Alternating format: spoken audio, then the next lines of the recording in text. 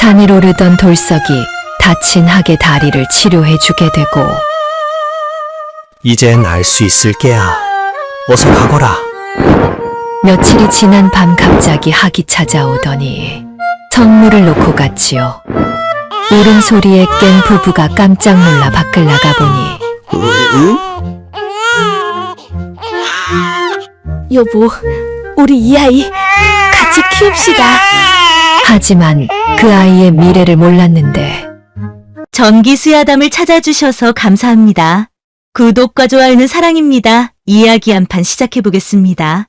강원도 깊은 산골, 해가 떴나 싶으면 금세 산허리에 걸려버리는 첩첩산 중 굽이진 곳에 김돌석 내외가 살고 있었습니다.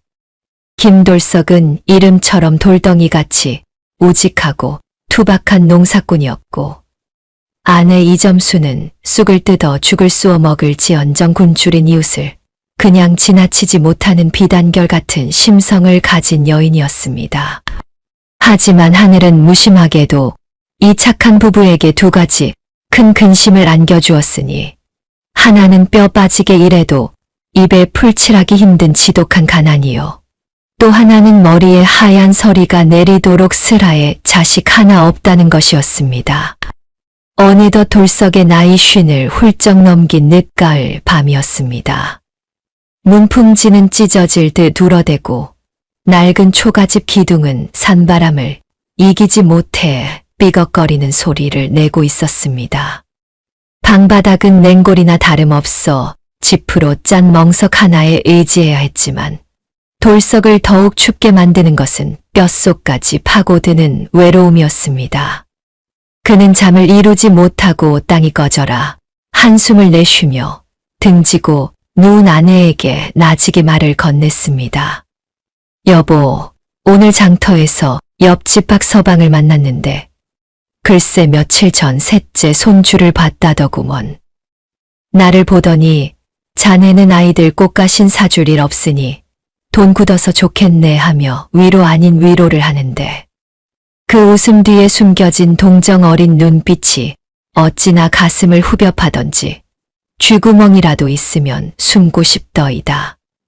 돌석의 푸념에 바느질하던 점순의 손길도 뚝 멈췄습니다. 칠흑 같은 어둠 속에 정막만이 감도는 이 좁은 단칸 방이 자식 없는 두 사람의 처지와 꼭 닮아 있었기 때문입니다. 점순은 애써 밝은 목소리로 남편을 달랬습니다. 영감, 너무 상심마소. 자식 농사는 인력으로 되는 게 아니지 않소. 비록 우리 품에 자식은 없으나 서로 의지하며 오순도순 살다 가면 그만이지요. 아내의 위로에도 돌석은 곰방대에 다 타버린 쌈지를 쑤셔 넣으며 씁쓸한 속내를 감추지 못했습니다. 내가 죽으면 상여 매줄 자식이 있나?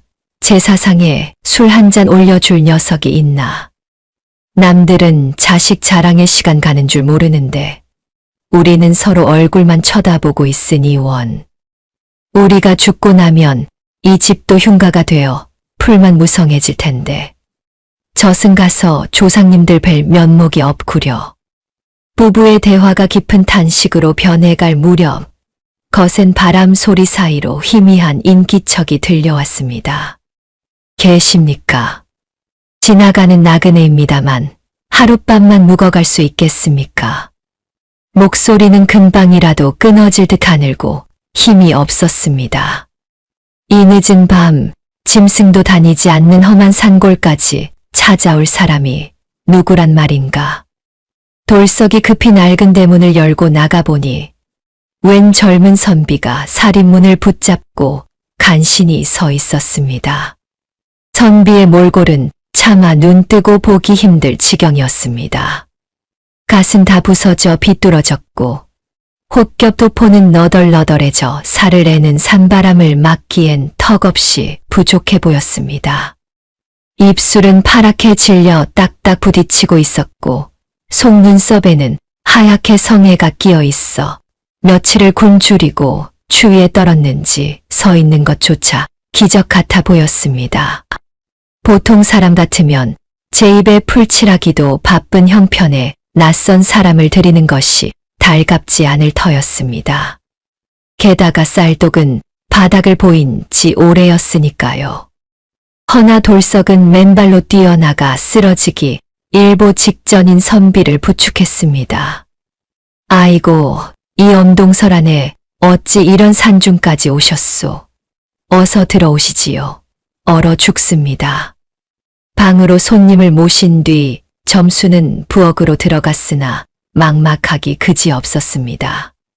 쌀독을 박박 긁어도 손톱 밑에 끼는 쌀겨조차 나오지 않았습니다. 점수는 잠시 망설이다가 부엌 한 구석 항아리 깊숙이 숨겨둔 무언가를 꺼냈습니다. 그것은 쭈글쭈글하게 말라비틀어진 씨감자 몇 알이었습니다. 농사꾼에게 씨감자는 목숨과도 같은 내년 농사 미천이요. 굶어 죽더라도 베고 죽어야 한다는 마지막 보루였습니다.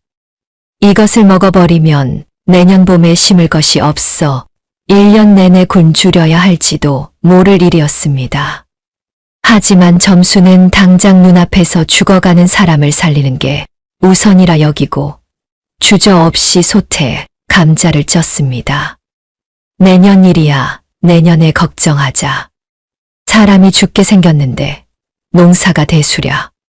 이윽고 김이 모락모락 나는 찐 감자와 따뜻한 숭늉이 담긴 소반이 방으로 들어갔습니다. 점순이 부끄러운 듯 고개를 숙이며 권했습니다. 선비님, 차린 건 없지만 이거라도 드시고 기운 차리십시오. 깡촌이라 드릴 게 이것뿐입니다. 선비는 체면도 잊은 채 뜨거운 감자를 허겁지겁 빼어 물었습니다. 목구멍으로 넘어가는 따뜻한 온기에 선비의 눈가에는 이내 물기가 차올랐습니다. 고맙습니다. 정말 고맙습니다. 사흘을 꼬박 굶어 정신이 혼미했는데 덕분에 살았습니다. 선비가 허기를 채우자 돌석은 아궁이에 남은 장작을 몽땅 털어 넣어 절절 끓는 아랫목에 잠자리를 마련해 주었습니다. 정작 주인 내외는 불기 하나 없는 차가운 부엌 바닥에서 멍석 한 장에 의지해 밤을 보내야 했습니다. 문틈으로 황소바람이 들어와 살을 파고들었지만 두 사람은 서로의 체온으로 덜덜 떨리는 몸을 녹이며 묵묵히 밤을 견뎠습니다. 자신들의 내년 농사와 따뜻한 잠자리까지 가진 모든 것을 생면부지에 나그네에게 내어준 것입니다. 다음 날 아침 기운을 차린 선비는 떠날 채비를 마치고 대문 앞에서 돌석의 손을 꼭 잡았습니다.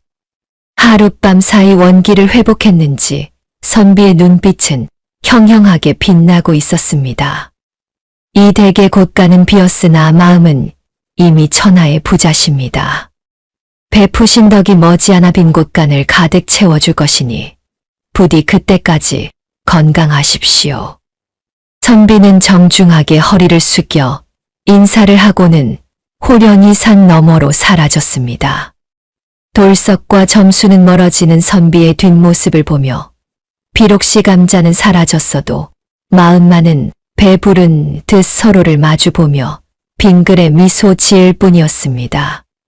텅 빈 마당 위로 야속하리만치 찬란한 아침 햇살만이 고요하게 내려앉고 있었습니다.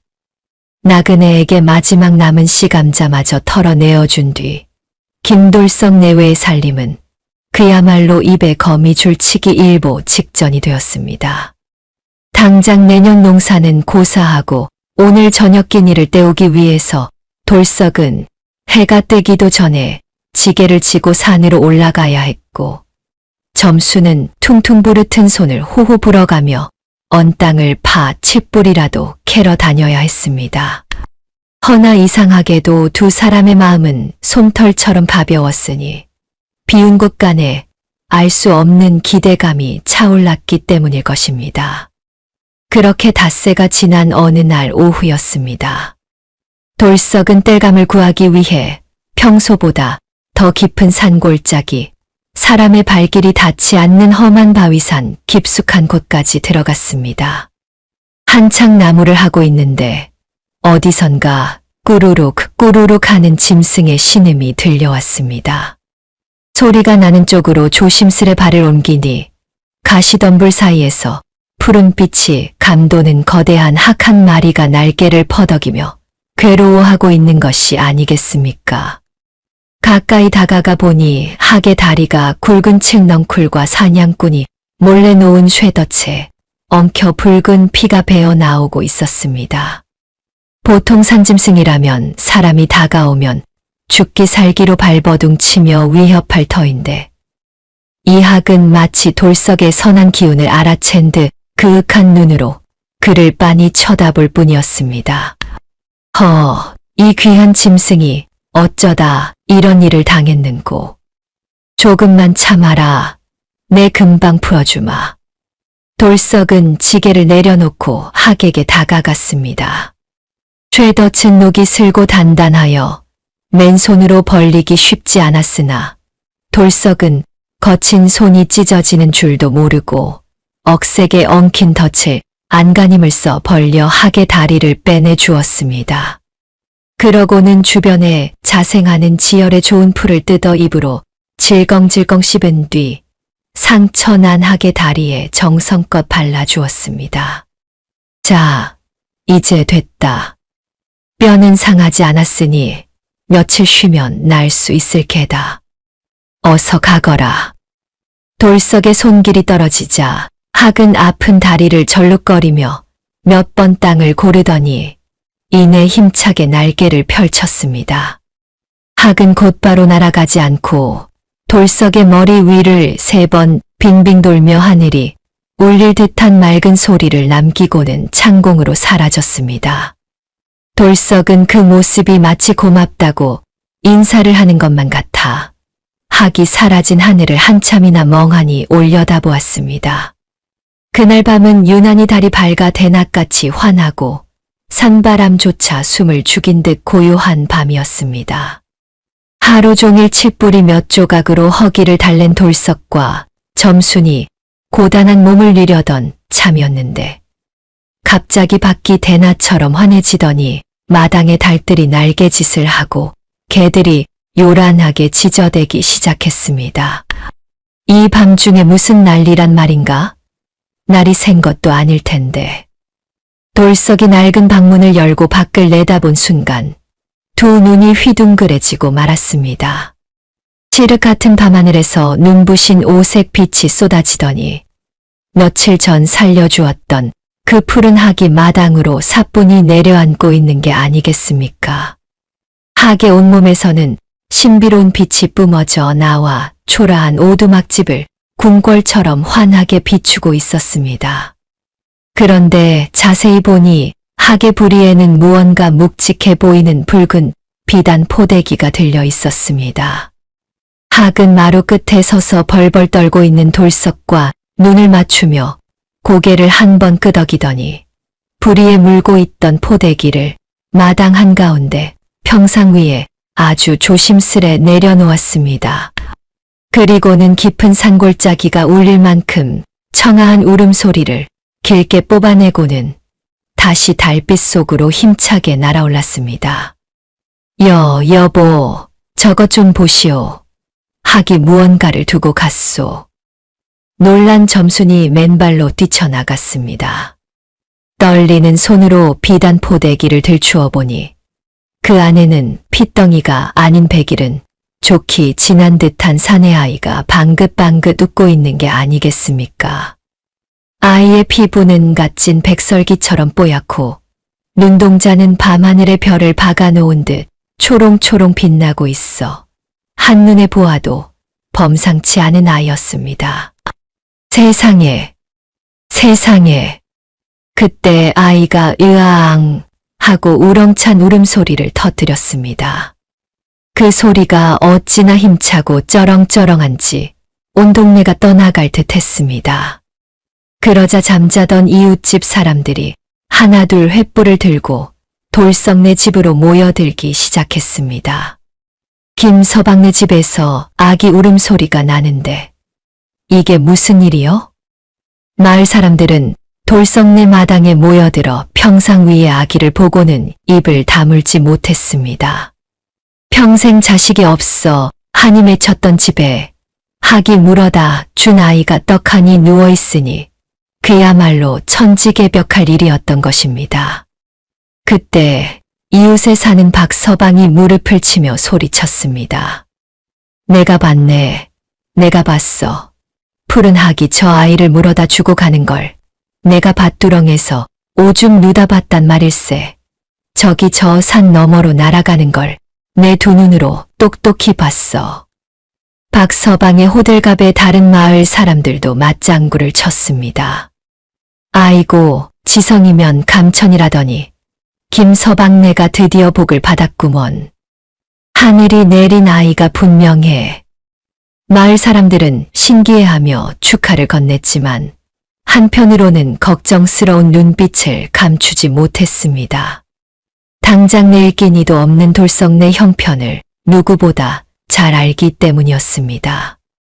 왁자지껄한 축하 속에서 돌석과 점수는 서로의 얼굴을 마주보며 말 못할 깊은 고민에 빠졌습니다. 아이가 생긴 것은 꿈만 같은 일이나 저 찬방울 나오지 않는 처지에 이 핏덩이를 어찌 키운단 말입니까? 사람들이 돌아가고 마당에 정적이 찾아오자 점순이 아이를 안아들고 떨리는 목소리로 말했습니다. 영감, 이 아이를 어쩌면 좋소. 우리 입에 풀칠하기도 바쁜데 젖동량이라도 해서 키울 수 있겠소. 행여나 우리 욕심에 귀한 아이 굶겨 죽이면 어쩝니까? 돌석은 곤히 잠든 아기의 얼굴을 내려다보았습니다.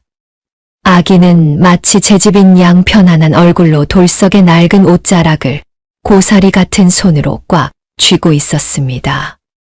그 작은 손길에 돌석의 가슴 속에서 뜨거운 것이 울컥 솟구쳤습니다. 인자, 하늘이 주셨을 때는 다 뜻이 있을게요. 학이 생명을 구해준 은혜를 갚으러 온 것인데 우리가 어찌 모른 척하겠소. 내 손발이 부르트고 뼈가 으스러져도 이 아이 굶기지는 않으리다. 우리 맹물 마시고 배를 채우더라도 이 복덩이는 한번 제대로 키워봅시다. 돌석의 결연한 말에 점순도 눈물을 훔치며 고개를 끄덕였습니다. 그래요, 영감. 우리 복덩이. 그래, 이름은 복덩이라 합시다. 복동이. 김복동. 부부는 아이를 품에 꼭 안았습니다. 비록 가진 것은 쥐뿔도 없는 빈털털이었으나 품 안에 안긴 아이의 따스한 온기만으로도 천하를 다 얻은 듯한 밤이었습니다. 마을 사람들의 증언과 부부의 굳은 결심 속에서 복동이는 그렇게 김돌석의 아들이 되었습니다. 학이 복동이를 물어다 준 그날 밤으로부터 어느덧 3번의 겨울이 지났습니다. 김돌석 내외의 지극정성 덕분에 복동이는 잔병치레 하나 없이 무럭무럭 자라났습니다. 비록 넉넉지 못한 형편이라 묽은 미음을 먹고 컸지만 아이는 또래보다 뼈대가 굵었고 무엇보다 그 총명함이 기가 막혔습니다. 돌이 지나자마자 말문이 트이더니 3살이 되자 마당 흙바닥에 나뭇가지로 그림을 그리듯 글자를 써 내려가는 것이 아니겠습니까? 어느 날 밭일을 마치고 돌아온 돌석이 그 모습을 보고 물었습니다. 복동아, 그게 지렁이 그림이냐? 아니요, 아버지. 글자예요. 하늘천, 땅지. 복동이는 고사리 같은 손으로 땅을 짚으며 또렷하게 대답했습니다. 돌석은 눈이 휘둥그레져서 재차 물었습니다. 아니, 내가 서당문 턱도 밟은 적이 없는데 이걸 어찌 아느냐? 글자는 소리만 듣고는 못 쓰는 법인데. 그러자 복동이가 흙투성이가 된 손가락으로 저 멀리 보이는 서당을 가리키며 대답했습니다. 훈장님 댁 담장에 작은 구멍이 있어요. 거기서 보니까 훈장님이 하늘천 하실 때 붓으로 이런 모양을 그리시더라고요. 그래서 저도 똑같이 그려봤어요.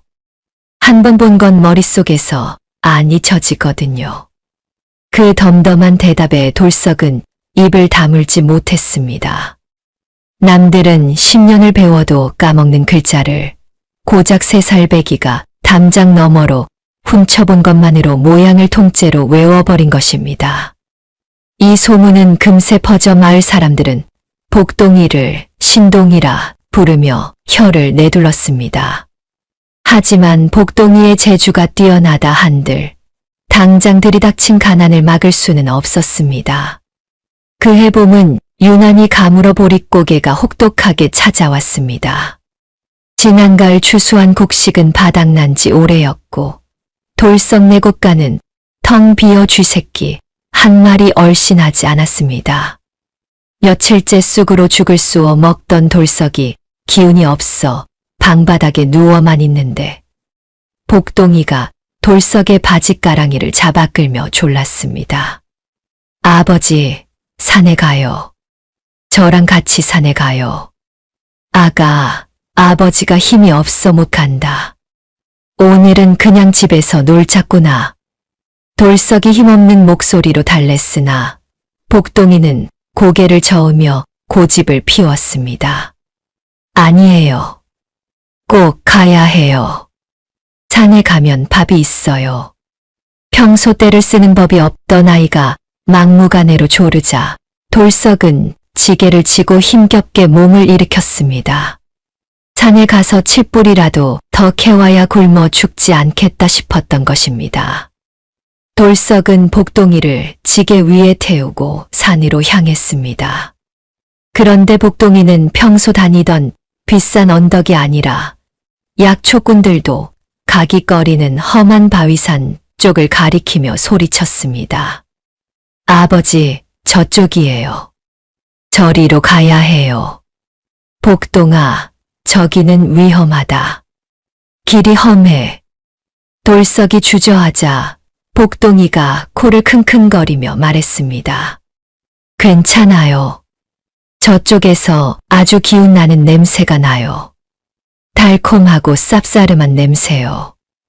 돌석은 고개를 갸웃거렸습니다.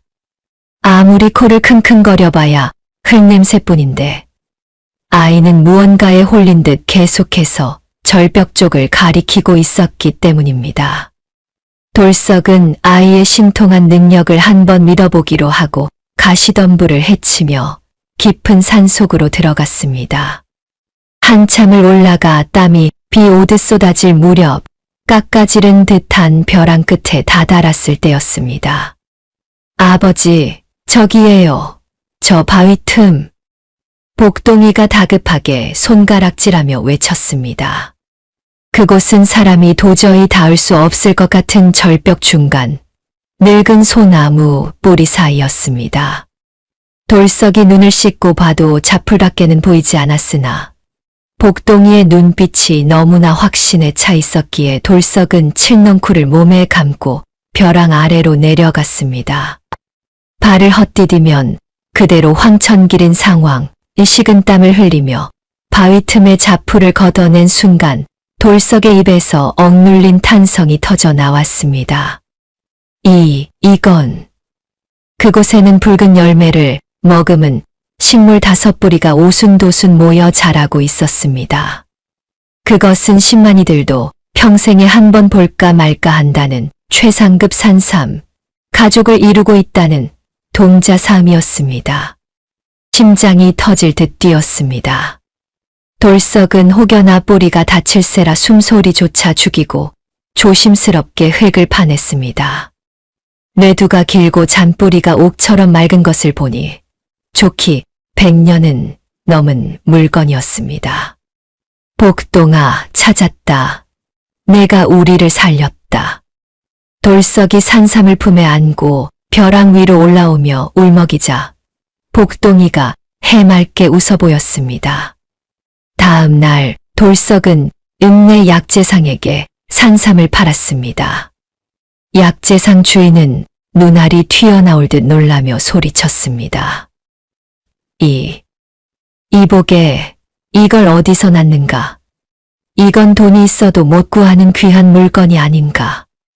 약재상은 가게 금고를 털어 엄청난 거금을 내놓았습니다. 기와집 한 채를 사고도 남을 큰 돈은 아니었으나 평생 가난에 시달린 돌석네 가족에게는 가난의 뿌리를 뽑을 수 있는 큰 미천이 되기에 충분했습니다. 돌석은 장터로 나가 가장 먼저 튼실한 황소 한 마리를 샀고 마을 어귀에 있는 비옥한 논 5마지기를 샀습니다. 그리고 남은 돈으로 쌀과 고기를 지게가 부러지도록 샀습니다. 집으로 돌아오는 길, 석양이 지는 고갯마루에서 돌석은 덩실덩실 춤이라도 추고 싶은 심정으로 아들에게 말했습니다. 복동아, 이제 우리 밥 굶을 일 없다. 우리도 이제 소 키우고 농사 짓는 자작농이다. 마을에 들어서자 사람들이 눈이 휘둥그레져서 몰려 나왔습니다. 찢어지게 가난하던 김첨지네가 황소를 몰고 쌀가마니를 지고 오니 귀신에 홀린 줄 알았던 것입니다. 아이고, 김서방, 이게 다 웬일인가? 마을 사람들이 웅성거리며 묻자 돌석이 어깨를 으쓱하며 자랑스레 대답했습니다. 우리 복동이가 해냈네. 이 녀석이 산신령도 못 찾는 산삼을 찾아냈어. 돌석의 자랑에 마을 사람들은 또 한 번 혀를 내두르며 맞장구를 쳤습니다. 학이 물어다 준 복덩이라더니 진짜 복을 몰고 왔구먼.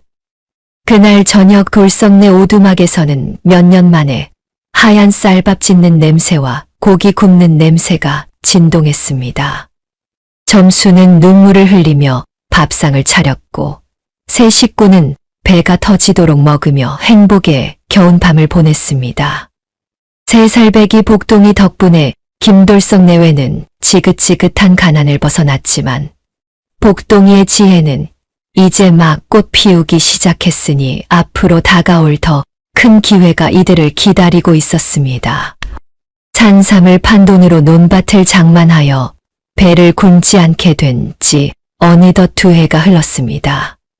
복동이는 이제 5살이 되었는데 그 의젓함이나 말하는 본새가 꼭 늙은이 같아 마을 사람들은 그를 애어른이라 부르곤 했습니다. 그해 봄은 유난히 날이 좋았습니다. 벚꽃이 흐드러지게 피고 햇살이 따사로워 농사꾼들은 입을 모아 대풍년이 될 것이라며 들떠 있었습니다. 돌석 또한 곳간에 모아둔 돈을 털어 아랫마을의 비옥한 논을 더 사들일 계획을 세우고 있었습니다. 어느 날 아침 돌석이 논 주인을 만나러 가려는데 나당 한 구석에 쭈그리고 앉아 땅바닥만 뚫어져라 쳐다보고 있는 복동이가 보였습니다. 복동아, 아침부터 뭘 그리 열심히 보느냐? 돌석이 다가가 묻자 복동이는 손가락으로 마당을 가로질러가는 개미떼를 가리키며 대답했습니다. 아버지, 개미들이 알을 짊어지고 감나무 꼭대기로 이사를 가요. 제비들도 땅에 닿을 듯 낮게 날고요. 이건 하늘에 구멍이 뚫릴 만큼 큰 비가 온다는 징조예요. 논을 사지 마시고 당장 읍내로 가서 있는 돈을 다 털어 소금을 사두세요. 뜬금없는 소금 타령에 돌석은 당황스러웠으나 복동이의 눈빛이 너무나 진지하여 차마 무시할 수 없었습니다. 지난번 산삼을 찾아낸 아들의 신통력을 겪어본 돌석은 이번에도 아들을 믿어보기로 하고 논을 사려던 돈을 몽땅 털어 읍내 장터로 향했습니다. 돌석은 소금 가게를 돌며 소금을 싹쓸이하기 시작했습니다. 거기 있는 소금 가마니 전부 우리 집으로 보내주시오. 창고가 터져도 조은이 있는 대로 다 주시오. 돌석의 호령에 소금 장수조차 고개를 갸웃거렸습니다. 이 광경을 본 이웃 마을 사람들은 날이 일이 좋은데 소금을 산더미처럼 사들이는 돌석을 보고 노망이 났다며 손가락질을 해댔습니다. 하지만 돌석은 아랑곳하지 않고 창고가 터져라 소금 가마니를 쟁여두었습니다. 그리고 보름 뒤 복동이의 예언은 소름 끼치는 현실이 되었습니다. 멀쩡하던 하늘에 갑자기 시커먼 먹구름이 몰려오더니 굵은 빗방울이 쏟아지기 시작했습니다. 처음에는 가뭄 해갈에 도움이 되겠다며 좋아하던 사람들도 사흘이 지나고 닷새가 지나도 비가 그치지 않자 표정이 굳어졌습니다. 비는 그야말로 하늘에 구멍이 뚫린 듯 쏟아졌고 열흘이 넘어가자 마을은 아수라장이 되었습니다.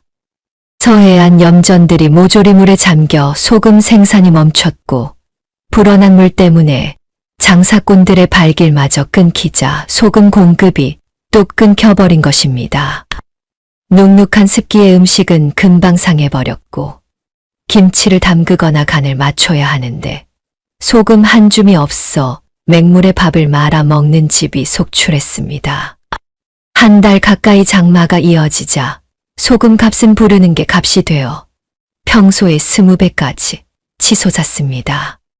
그제야 사람들은 소금이 산더미처럼 쌓인 돌석네 집으로 몰려와 사정을 했습니다. 김서방, 제발 소금 좀 팔게나. 우리 집 식구들이 간이 안 든 밥을 먹느라 얼굴이 누렇게 떴어. 마을 사람의 애원에 돌석은 창고 문을 활짝 열었습니다. 그 안에는 뽀얀 소금 가마니가 가득했습니다. 돌석은 복동이를 바라보며 물었습니다. 복동아, 이걸 얼마에 팔면 좋겠느냐?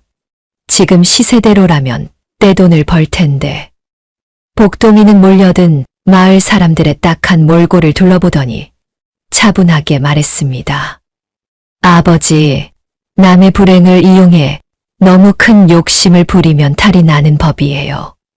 터무니없이 비싸게 받지 마시고 시세보다는 싸게 파세요. 그러면 돈도 벌고 사람들의 인심도 얻을 수 있어요.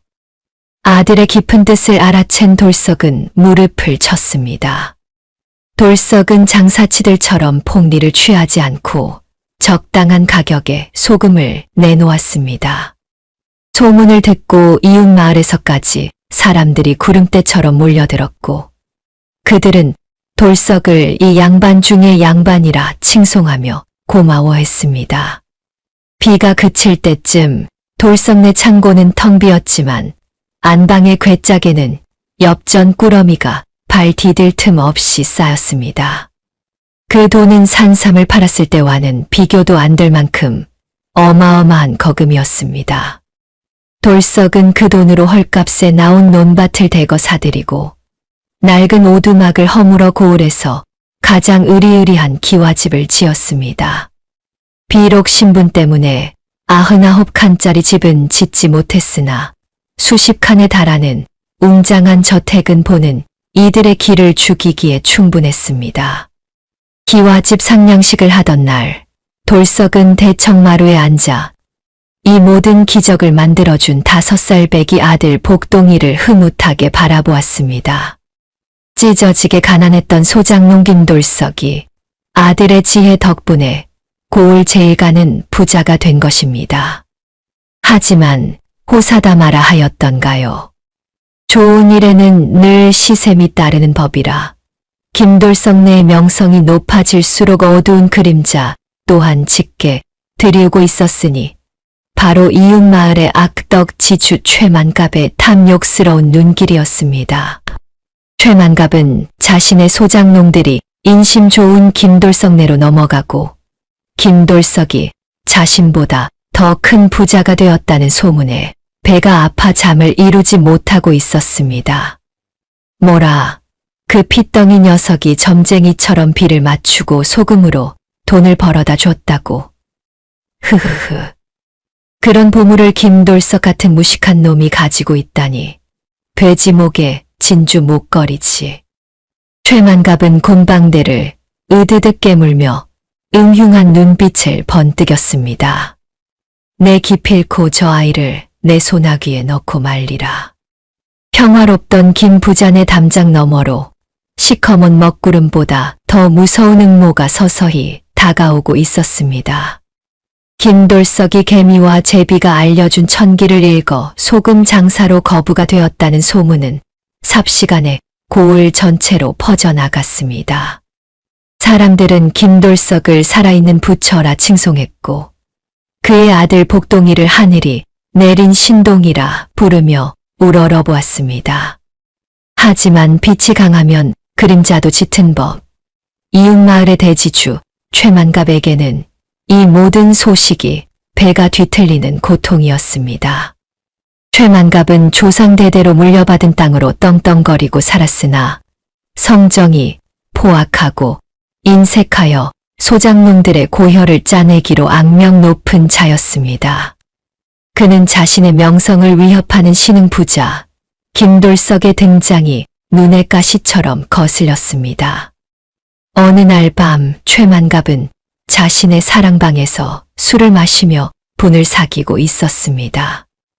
옆에서 눈치를 보던 하인이 근본이 산 것인 놈이 돈 좀 벌었다고 어찌 대감마님의 위세에 비하겠습니까? 라며 아첨을 떨었으나 최만갑의 귀에는 들리지 않았습니다. 그는 번들거리는 눈으로 곰방대를 뻐끔거리며 으르렁거렸습니다. 그 놈은 그냥 아이가 아니다. 걸어 다니는 황금알을 낳는 거위야. 그런 보물을 김돌석 같은 무식한 놈이 끼고 있다니. 이건 말도 안 되는 일이지. 최만갑은 탁자를 주먹으로 내리치며 탐욕스러운 본색을 드러냈습니다. 산삼을 캐게 한 것도 이번 비를 맞춘 것도 다 그 조망만한 놈 머리에서 나왔다는 사실을 간파한 것입니다.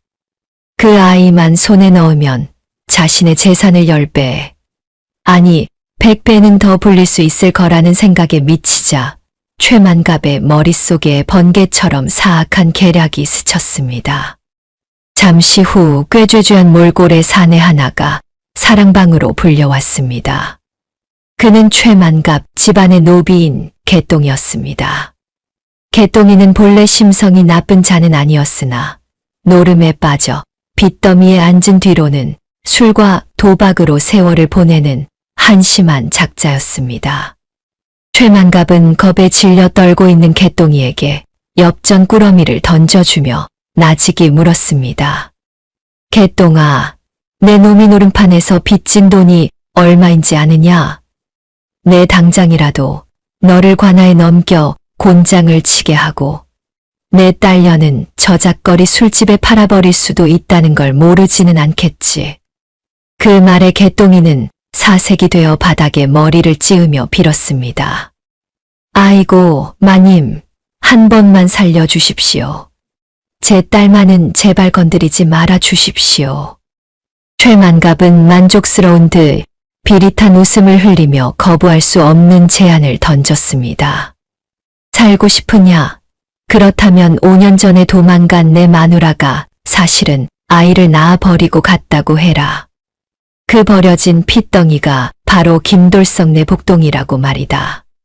개똥이는 숨이 턱 막혔습니다. 아무리 막장 인생이라도 생사람을 잡는 짓은 겁이 났기 때문입니다. 개똥이가 천벌을 받을 짓입니다라며 머뭇거리자 최만갑은 쐐기를 박았습니다. 성공만 하면 내 놈의 빚을 전부 없애주는 것은 물론이요. 면천시켜서 평민으로 살게 해주마. 평생 종놈으로 살다 죽을 테냐, 아니면 아비 노릇 한번 제대로 해보고 떵떵거리고 살 테냐. 면천이라는 말에 개똥이의 눈이 흔들렸습니다.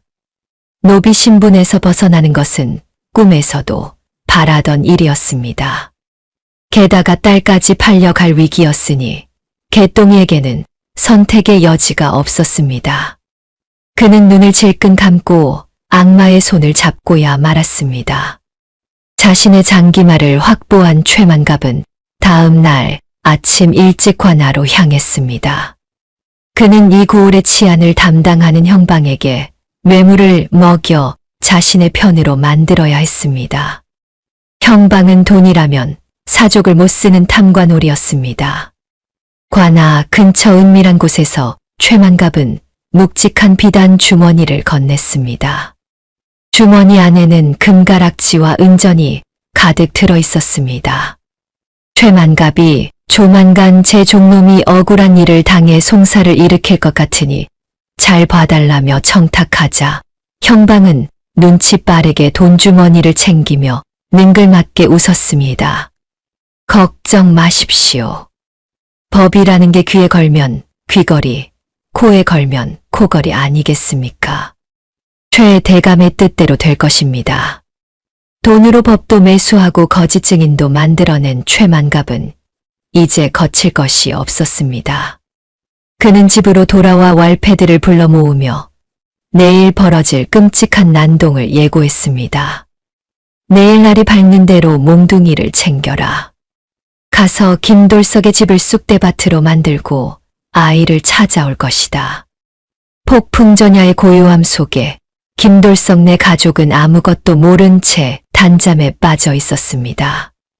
복동이는 꿈속에서 학을 타고 하늘을 날고 있었고 돌석과 점수는 아들의 웃음소리를 들으며 행복해하고 있었습니다. 하지만 그 행복한 기와집 담장 너머로 탐욕에 눈이 먼 악당들이 검은 손길을 뻗치며 다가오고 있었습니다. 내일 아침이면 들이닥칠 비극은 상상조차 하지 못한 채 말입니다. 최만갑이 끔찍한 음모를 꾸민 바로 다음 날 아침 평화롭던 김돌석 내 기와집 대문이 벼락 같은 굉음과 함께 산산조각나며 부서졌습니다. 식구들이 놀라 뛰쳐나오기도 전에 험상궂은 wal패 수십 명이 몽둥이를 들고 마당으로 우르르 들이닥쳤는데 그 뒤로 비단옷을 입은 최만갑이 거만하게 뒷짐을 지고 들어섰고 꾀죄죄한 몰골의 개똥이가 잔뜩 움츠린 채 뒤따랐습니다. 마당을 쓸던 돌석이 기겁을 하며 앞을 막아서며 소리쳤습니다. 이게 무슨 행패입니까? 대낮에 남의 집 대문을 부수고 들어오다니요. 그러자 최만갑은 들은 척도 하지 않고 신고 있던 가죽신을 신은 채 흙발로 성큼성큼 마루 위로 올라가더니 개똥이의 등을 떠밀며 싸늘하게 명령했습니다. 가서 내 자식을 찾아오너라. 최만갑의 신호가 떨어지기가 무섭게 개똥이는 방 안에서 떨고 있던 복동이를 끌어내 덥석 껴안고는 미리 연습한 대로 대성통곡을 하며 연기를 시작했습니다. 아이고, 내 새끼야, 애비가 왔다. 5년 전에 잃어버린 내 핏줄을 이제야 찾았구나. 영문을 모르는 복동이가 울음을 터뜨리자 부엌에 있던 점순이 뛰쳐나와 개똥이를 거칠게 밀쳐내며 악을 썼습니다. 이게 무슨 미친 짓이요. 남의 귀한 아들한테 손을 대다니 당장 비키시오. 점순이 아이를 감싸 안으며 저항하자 최만갑이 공방대로 점순을 가리키며 비릿한 웃음을 흘렸습니다. 도둑놈이 제발 저린다더니 딱 그 짝이구나. 그 아이는 5년 전 도망간 내 종놈의 처가 낳고 버린 자식인데 아비인 종놈이 나타났으니 주인에게 돌려주는 게 법도 아니겠느냐. 기가 막힌 돌석은 담장 너머로 웅성거리며 모여든 마을 사람들을 가리키며 억울함을 토로했습니다. 말도 안 되는 억지요. 이 아이는 학이 물어다 준 하늘이 내린 자식이라는 걸 온 동네 사람들이 다 아는데 천벌이 두렵지도 않소. 하지만 최만갑은 눈 하나 깜짝하지 않고 오히려 wal패들에게 눈짓을 보내며 섬뜩하게 쏘아붙였습니다. 감히 천한 것들이 양반을 능멸하려 드느냐. 여봐라, 주인도 못 알아보는 저 놈들에게 매운맛을 보여줘라. 명령이 떨어지자마자 wal패들이 몽둥이를 휘두르며 달려들었고 돌석이 온몸으로 막아보려 했으나 건장한 장정들을 당해낼 재간이 없어 비명과 함께 바닥에 쓰러졌습니다. 순식간에 기와집 마당은 아수라장이 되었고 개똥이는 그 틈을 타 울고 있는 복동이를 강제로 둘러엎었습니다. 아버지, 어머니, 살려주세요. 복동이의 처절한 비명에 피투성이가 된 돌석이 바닥을 기어가 최만갑의 바짓가랑이를 잡고 늘어졌으나 최만갑은 쓰러진 돌석의 손을 흙발로 무자비하게 짓밟으며 차갑게 내뱉었습니다. 내 놈이 정 억울하면 관하로 오거라. 사또 앞에서 시시비비를 가려줄 터이니 내 놈이 살아서 걸어올 수 있다면 말이다. 최만갑 일당이 복동이를 짐짝처럼 끌고 유유히 사라지자 흙투성이가 된 점수는 대문 밖을 향해 목 놓아 울었고 돌석은 찢어진 옷을 수습할 겨를도 없이 비틀거리는 몸을 일으켜 세우며 피눈물을 흘렸습니다. 비록 몸은 만신창이가 되었으나 자식을 되찾겠다는 일념 하나로 두 눈만은 이글거리던 돌석과 점수는 분노한 마을 사람들과 함께 낫과 호미를 든 채 비장한 표정으로 최만갑 일당이 사라진 관아 쪽으로 발걸음을 옮겼습니다. 피투성이가 된 몸을 서로 부축하며 돌석이와 아내가 관아 마당에 들어섰을 때 이미 형방에게 거액의 뇌물을 받아먹은 사또는 심드렁한 표정으로 턱을 괴고 앉아 있었고 그 옆에는 최만갑이 비단 부채를 살랑거리며 승리자라도 된 양 여유만만한 미소를 짓고 있어 보는 이들의 분통을 터뜨리게 했습니다. 소문을 듣고 구름대처럼 몰려든 마을 사람들이 걱정스런 눈빛으로 지켜보는 가운데 사또는 김돌석의 억울한 하소연은 들으려 하지도 않은 채 대뜸 형틀을 가리키며 호통을 쳤습니다. 네 이놈들, 남의 집 씨앗을 훔쳐다 키우고도 뻔뻔하게 관아까지 와서 행패를 부리다니 내 죄를 내가 알렸다. 사또의 서슬퍼런 호통에 돌석이 바닥에 머리를 찌으며 학이 물어다 준 하늘의 아이라며 피를 토하듯 절규했으나 사또는 콧방귀를 뀌며 최만갑의 사주를 받은 개똥이를 앞세워 거짓 증언을 하게 만들었습니다. 쭈뼛거리며 앞으로 나선 개똥이는 미리 연습한 대로 눈물을 짜내며 5년 전 자신의 처가 아이를 낳고 도망가는 바람에 잃어버렸던 핏줄이 확실하다며 뻔뻔한 거짓말을 늘어놓아 좌중을 술렁이게 했습니다.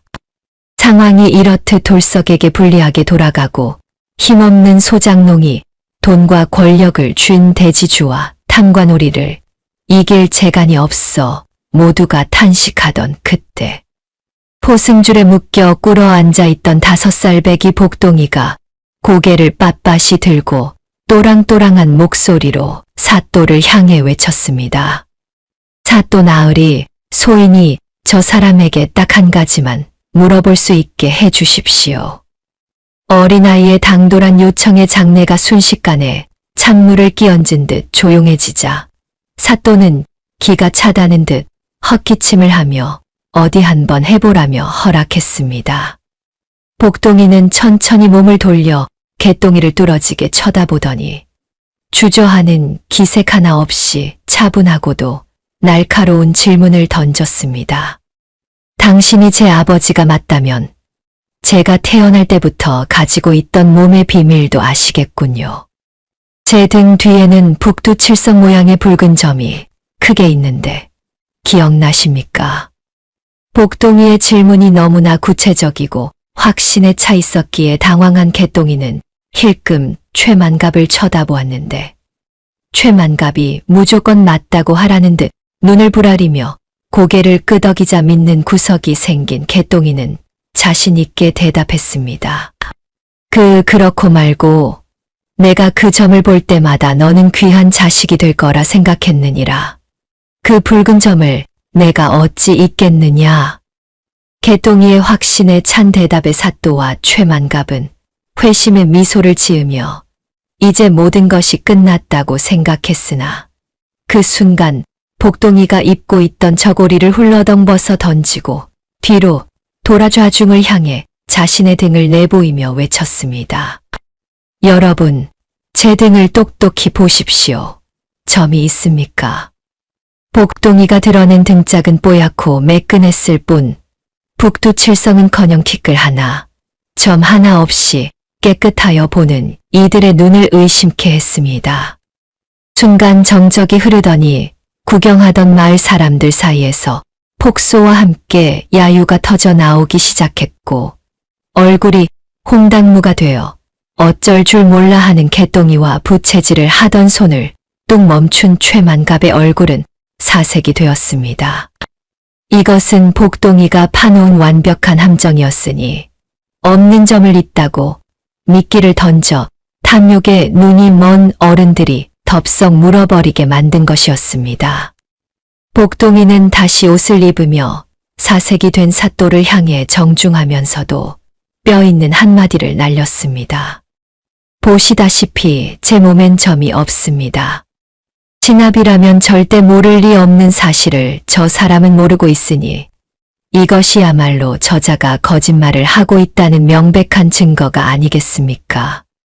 논리정연한 5살 아이의 반박에 사또는 말문이 막혀 꿀먹은 벙어리가 되었고 명백한 증거 앞에서 더 이상 개똥이의 편을 들 명분이 사라지자 최만갑의 얼굴은 분노로 불그락푸르락해졌습니다.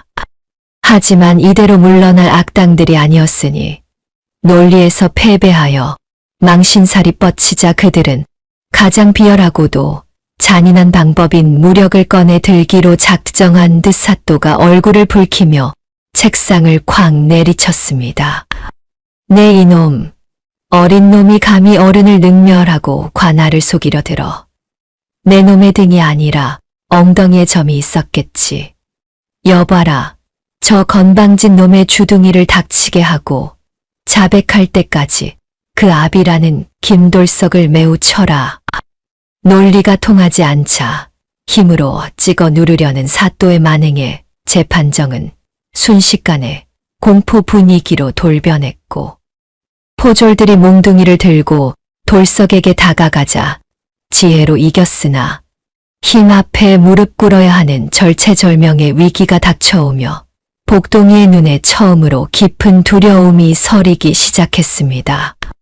복동이가 옷을 벗어 흠집 하나 없는 등을 보이며 명백한 증거를 들이밀었음에도 불구하고 이미 최만갑의 뇌물에 눈이 멀고 자존심의 상처를 입은 사또는 자신의 과오를 인정하기는커녕 얼굴을 불그락푸르락하며 억지를 부리기 시작했습니다.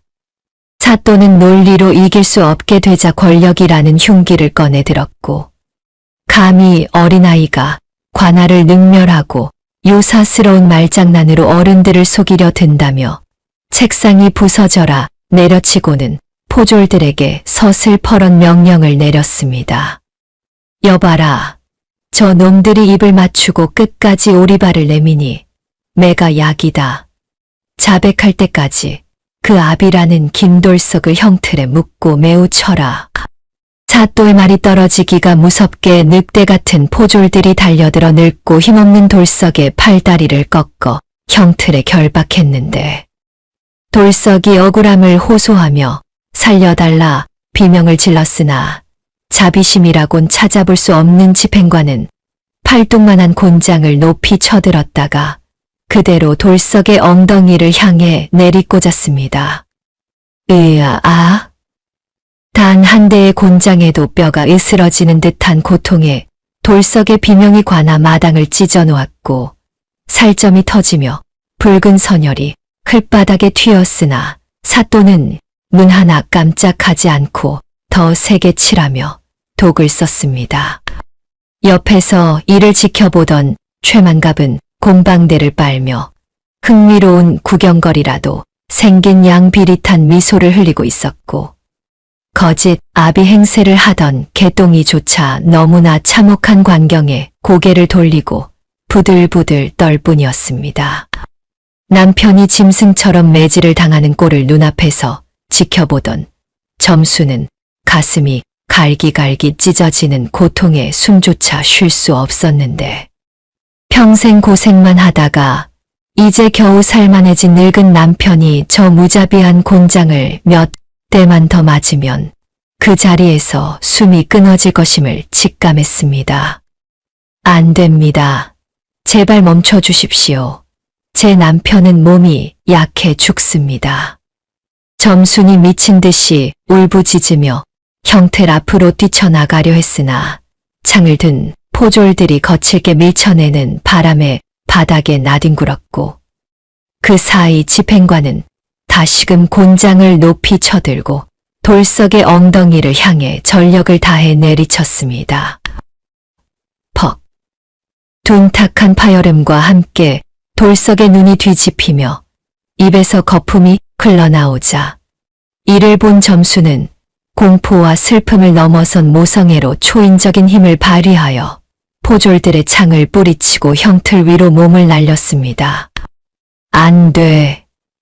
집행관의 곤장이 허공을 가르고 떨어지는 찰나 점수는 피투성이가 된 남편의 등 위를 자신의 작고 여린 몸으로 덮어버렸고 무시무시한 속도로 떨어지던 곤장은 볼석 대신 점순의 허리와 등판을 강타하고 말았습니다. 돌석이 맞을 때와는 다른 뼈가 부러지는 듯한 소름 끼치는 소리가 났으나 점수는 비명조차 지르지 못한 채 입에서 한 줌의 붉은 피를 남편의 목덜미에 토해내며 축 늘어졌습니다. 아내가 자신을 대신해 곤장을 맞고 쓰러진 것을 느낀 돌석은 흐릿해져 가는 의식 속에서도 피눈물을 흘리며 오열했습니다.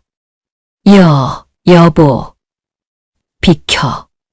왜 당신이? 어머니가 피를 토하며 쓰러지는 모습을 목격한 복동이는 묶인 포승줄이 살을 파고드는 줄도 모르고 바닥을 구르며 하늘이 무너져라 울부짖었습니다. 어머니, 차라리 저를 때리세요. 제발 우리 어머니를 살려주세요. 5살 아이의 처절한 절규와 노부부의 비극적인 희생 앞에 구경하던 마을 사람들조차 참았던 울음을 터뜨리며 통곡하기 시작했고 관아 안은 순식간에 눈물바다가 되었습니다. 집행관조차 차마 더 이상 매질을 하지 못하고 주춤거렸으나 악귀가 씌인 듯한 최만갑은 혀를 차며 사또에게 이참에 본보기를 보여야 한다고 부추겼습니다. 허허, 저것들이 감히 관아에서 심판오름을 하며 사또를 능멸하고 있구만요. 전연이 매를 벌었으니 멈추지 말고 계속 치십시오. 최만갑의 말에 사또 역시 이성을 잃고 광기를 부리며 기절한 점순과 돌석을 향해 곤장 세례를 퍼부으라고 고래고래 소리를 질렀습니다. 저 독한 것들이 죽어나가야 정신을 차리겠구나. 매우 쳐라. 저 놈들의 숨이 끊어질 때까지 멈추지 마라. 피 냄새가 진동하는 형틀 위에서 의식을 잃어가는 점수는 마지막 힘을 짜내어 남편의 손을 꼭 쥐었고 하늘이 내려준 지혜로도 막을 수 없는 탐욕과 폭력 앞에 어린 복동이는 피눈물을 흘리며 하늘을 원망할 수밖에 없었으니 그야말로 천지신명이 노할 비극의 현장이었습니다. 사또의 광기 어린 명령에 집행관이 다시금 곤장을 높이 쳐들고 의식을 잃어가는 점순의 등 위로 죽음의 그림자가 드리워진 절체절명의 순간 어디선가 멈춰라 하는 천둥 같은 고함이 관아의 담장을 넘어 쩌렁쩌렁하게 울려 퍼졌습니다. 그 소리가 어찌나 크고 위험이 서려 있었던지 곤장을 내리치려던 집행관의 팔이 허공에서 뚝 멈춰 섰고 구경하던 백성들은 물론 서슬퍼런 사또와 최만갑조차 놀란 토끼 눈을 하고 소리난 쪽을 바라보았습니다. 모두의 시선이 집중된 곳에는 남루한 옷차림의 갓은 다 부서지고 얼굴에는 검댕이 잔뜩 묻은 거짓골을 한 사내 하나가 위풍당당하게 서 있었는데 그는 다름 아닌 5년 전 눈보라 치던 밤 김돌석 내외가 마지막 남은 씨감자를 털어먹여 살려보냈던 바로 그 젊은 선비였습니다. 거짓골을 한 사내가 감히 관아의 형장에 난입하여 호통을 치자 상황 파악을 못한 최만갑은 곰방대를 휘두르며 삿대질을 해댔습니다. 아니, 저 미친 거지는 또 뭐냐? 내 놈이 제명에 죽고 싶어 환장을 했구나. 여봐라, 저 더러운 놈도 형틀에 묶어라. 최만갑의 말에 사또 역시 코웃음을 치며 어디서 굴러먹던 개뼈다귀가 신성한 재판을 방해하느냐며 포졸들에게 당장 저놈을 끌어내어 매우 치라고 길길이 날뛰었습니다. 포졸들이 창을 겨누며 달려들었으나 사내는 눈 하나 깜짝하지 않고 오히려 품속에서 무언가를 꺼내어 높이 치켜들었습니다. 그 순간 사내의 손에서 묵직한 쇳덩어리 하나가 아침 햇살을 받아 번쩍이며 눈부신 광채를 뿜어냈으니 그것은 다름 아닌 5마리의 말이 새겨진 마패였습니다. 암행어사 출두야. 사내의 우렁찬 외침이 떨어지기가 무섭게 굳게 닫혀있던 관아의 대문이 박살나며 몽둥이를 든 역졸 수십 명이 성난 파도처럼 밀려들어와 관아 마당을 순식간에 포위해버렸습니다. 암행어사 출두야. 탐관오리와 악덕지주를 포박하라. 역졸들의 함성이 관아를 뒤흔들자 조금 전까지 기세등등하던 사또는 사색이 되어 의자에서 굴러떨어졌고 곰방대를 물고 있던 최만갑은 너무 놀라 턱이 빠질 듯 입을 벌린 채 벌벌 떨며 뒷걸음질을 쳤습니다. 거짓 아비 행세를 하던 개똥이는 그 자리에 주저앉아 오줌을 지렸고 몽둥이를 들고 설치던 wal패들은 혼비백산하여 쥐구멍을 찾느라 아수라장이 되었습니다. 어사는 뚜벅뚜벅 걸어와 사시나무 떨듯 떨고 있는 사또와 최만갑 앞에 서더니 서리빨 같은 목소리로 꾸짖었습니다. 네 이놈들, 하늘이 두렵지 않으냐. 백성의 고혈을 빨아먹는 것도 모자라 죄 없는 양민을 모함하고 어린아이의 핏줄까지 조작하여 재산을 가로채려 하다니. 내 오늘 너희들의 죄를 낱낱이 물어 엄벌에 처하리라. 사또와 최만갑이 살려달라며 바닥에 머리를 찍고 빌었으나 어사는 눈길조차 주지 않고 역졸들에게 명하여 그들을 오랏줄로 꽁꽁 묶어 형틀 아래 무릎 꿇리게 했습니다. 상황이 정리되자 어사는 피투성이가 되어 쓰러져 있는 김돌석과 이점순에게 다급히 달려가 흙바닥에 무릎을 꿇고 자신의 도포를 벗어 점순의 상처를 덮어주었습니다. 어르신, 정신 차리십시오. 제가 왔습니다. 5년 전 눈 오는 밤씨 감자를 쪄주셨던 그 과객입니다. 어사의 목소리에 희미하게 눈을 뜬 돌석은 피범벅이 된 눈으로 어사를 알아보지 못한 채 그저 아내의 손을 잡고 살려달라고 애원할 뿐이었습니다. 나으리, 제 아내는 죄가 없습니다. 제발 제 아내와 아이만은. 그 처절한 모습에 천하를 호령하는 암행어사의 눈에서도 뜨거운 눈물이 뚝뚝 떨어졌습니다. 어사는 떨리는 손으로 돌석의 거친 손을 맞잡으며 울먹였습니다. 걱정 마십시오.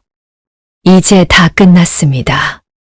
두 분이 베푸신 그 씨 감자 덕분에 제가 살았고 오늘 이렇게 은혜를 갚으러 왔습니다. 이제 아무도 두 분을 해치지 못할 것입니다. 그제야 사태를 파악한 복동이가 울면서 달려와 부모님의 품에 안겼고 이 기적 같은 반전을 지켜보던 마을 사람들은 서로 얼싸안고 덩실덩실 춤을 추며 만세를 불렀습니다. 암행어사 만세, 김부자 만세, 하늘이 도우셨다. 악독한 사또와 최만갑은 백성들이 보는 앞에서 굴비 엮이듯 줄줄이 엮여 감옥으로 끌려갔고 관아 마당은 억울함이 해소된 백성들의 환호성으로 가득 찼습니다. 5년 전 착한 노부부가 베푼 작은 선행이 돌고 돌아 가장 위급한 순간에 그들의 목숨을 구하는 동아줄이 되어 돌아온 것입니다. 암행어사의 출두로 관아를 뒤덮었던 광풍이 지나가고 악독했던 사또와 최만갑이 굴비 엮이듯 줄줄이 엮여 한양으로 압송되자 고을에는 다시 평화가 찾아왔습니다. 마을 사람들은 억울함이 해소된 기쁨에 덩실덩실 춤을 추었지만 김돌석 내 기와집 안방에는 무거운 침묵만이 감돌고 있었습니다. 희미한 호롱불 아래 돌석은 관아에서 곤장을 맞아 피투성이가 된 아내의 점순의 등에 조심스레 약을 바르고 있었습니다. 살점이 터져나가고 시퍼렇게 멍이 든 아내의 등을 볼 때마다 돌석의 손은 바들바들 떨렸고 점수는 남편이 걱정할까봐 신음소리 한 번 내지 않고 입술만 꽉 깨물고 있었습니다. 그 곁에서 복동이는 죄인이라도 된 양 고개를 푹 숙인 채 무릎을 꿇고 앉아 있었습니다. 한참 동안 말이 없던 돌석이 깊은 한숨을 내쉬며 무겁게 입을 열었습니다. 복동아, 내일 날이 밝는 대로 암행어사 나으리를 따라 한양으로 가거라. 청천벽력 같은 소리에 복동이가 고개를 번쩍 들자 점순 역시 놀라 남편을 쳐다보았으나 돌석은 애써 아들의 시선을 피하며 말을 이었습니다. 너는 학이 물어다 준 신동이다. 이번 일만 봐도 알지 않느냐. 우리 같은 까막눈이 무식쟁이들 밑에서 썩기에는 내 재주가 너무 아깝고 귀하다. 어사 나으리께서도 너를 한양으로 데려가 큰 인재로 키우고 싶다고 하셨으니 더는 미련 두지 말고 떠나거라. 그것이 너를 위한 길이다. 점순도 그제야 남편의 깊은 뜻을 알아차리고 찢어지는 가슴을 부여잡으며 거들었습니다. 그래. 아버지 말씀이 맞다. 너는 하늘이 내린 귀한 몸인데 우리 같은 흙투성이 부모 곁에 있어봐야 고생만 하지 않겠느냐. 더 넓은 세상으로 나가서 훌륭한 사람이 되어라. 우리는 가끔 소식이나 전해 들으면 그걸로 족하다. 부모님은 행여나 자신들의 욕심 때문에 아들의 앞길을 막을까봐 피눈물을 삼키며 거짓으로 모진 말을 내뱉고 있었습니다. 하지만 그 말을 듣는 복동이의 두 눈에서는 굵은 눈물방울이 뚝뚝 떨어져 내렸습니다. 복동이는 자리에서 일어나 부모님 앞에 다시금 정중하게 무릎을 꿇고 앉았습니다. 그리고는 떨리는 손으로 어머니의 상처 난 등을 어루만지며 울먹였습니다. 아버지, 어머니, 어찌 그런 섭섭한 말씀을 하십니까? 복동이의 목소리가 물기에 젖어 가늘게 떨렸습니다. 남들은 저를 보고 학이 물어다 준 신동이라 하늘이 내린 아이라 치켜 세우지만 제게는 다 부질없는 소리입니다. 하늘에서 뚝 떨어진 핏덩이를 걷어먹이시고 입히시고 사람으로 만들어 주신 분들이 누구입니까?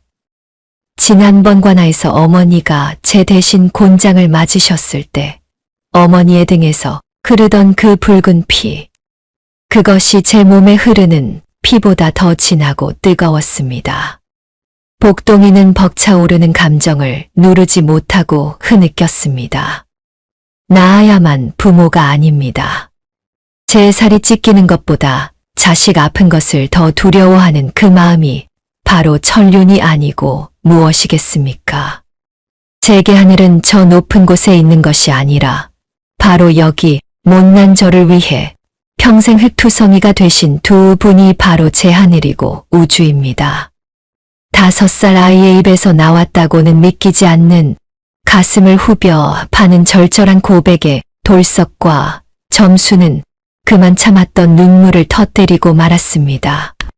복동이는 바닥에 이마를 대고 큰 절을 올리며 마지막으로 쐐기를 박았습니다.